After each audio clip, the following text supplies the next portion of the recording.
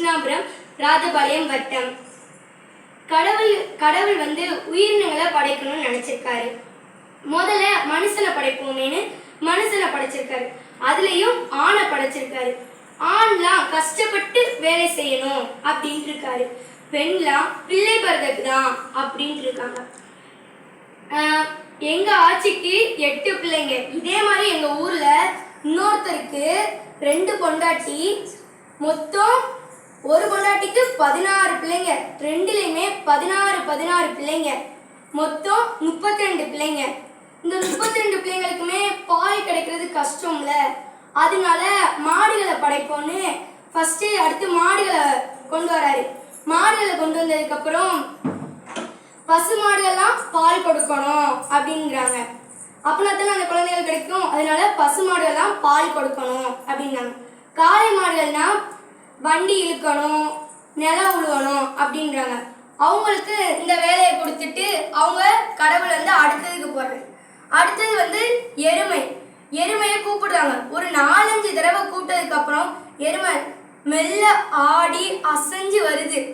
உடனே கடவுள் சொல்றாரு, அசமந்தம் சொரணே இல்லை உனக்கு, உன் மேல மழை பெஞ்சா கூட உனக்கு தெரியாது அப்படிங்கிறாரு. நீ போய் அழுர்ல போய் விழுந்து கடை. அழுர்னா என்னதுன்னா சகதி. அழுர்ல போய் விழுந்து கடை அப்படின்றாரு. உடனே அதுவும் போயிருச்சு. அடுத்து கடவுளுக்கு பசிக்க ஆரம்பிச்சிருச்சு. உடனே கடவுள் அதை பொறுத்திருக்காரு. இன்னும் ஜீவராசிகள்லாம் இருக்காங்க. அவங்க சொல்றாங்க, உங்களுக்கு பசிக்குதுல, நாங்க வேற கடவுள்கிட்ட போய் கேட்போம் அப்படின்ட்டு வேற கடவுள்கிட்ட போய் எப்படி கேட்கணும்னு உங்களுக்கு தெரியல. அவங்களுக்கு அந்த கடவுளுக்கு எரிச்சலை கிளப்பிட்டு இருக்காங்க. உடனே கழுதை எருமையை வஞ்சதை பார்த்து கழுதை அப்படின்னு சிரிச்சுக்கிட்டு இருக்கு. உடனே அவரு கழுதை கூப்பிடாரு, ஏ கழுதையே இங்க வா அப்படின்னு கூப்பிடாரு. உடனே கழுதை வந்து சந்தோஷமா வந்து நின்னுட்டு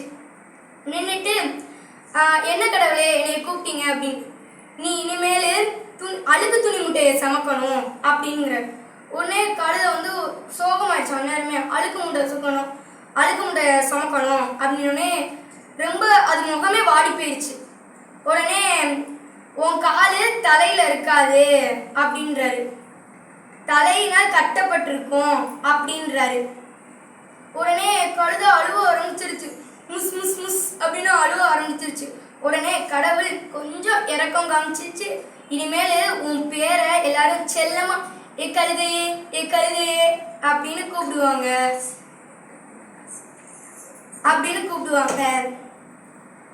அப்படின்னாங்களா. அடுத்து நரி, சரி இவன் வந்து சிரிப்பா பேசிட்டான், நம்மளும் வந்து சிரிப்பா பேசிடும் அப்படின்ட்டு நரி வந்த உடனே ஒரு கூளை கும்பிட்டு போட்டது. உடனே கடவுள் சொல்றாரு, நீ எப்படினாலும் பொழைச்சுக்கிடுவப்பா போ அப்படின்றாரு. உடனே அது போயிருச்சு. அதுக்கடுத்து உள்ளது வந்து பேன் வந்து கடவுள்கிட்ட நெருங்கிட்டு நான் எங்க போவேன் அப்படின்னு, பொறுப்பா சொல்றேன் அப்படின்னாரு. பேன் வந்து பொறுக்கிற மாதிரி இருந்துச்சு. திரும்பியும் நான் எங்க போவேன் கடவுளுக்கு கோபம் வந்துருச்சு. பார்வதி தேவி பக்கத்துல உட்கார்ந்துருக்காங்க. நீ போய் மைத்துல போய் இரு அப்படின்ட்டாரு. உடனே பேனு பக்கத்துல இருந்த பார்வதி தலையில போய் ஏறிடுச்சு. பார்வதிக்கு சிரிப்பு.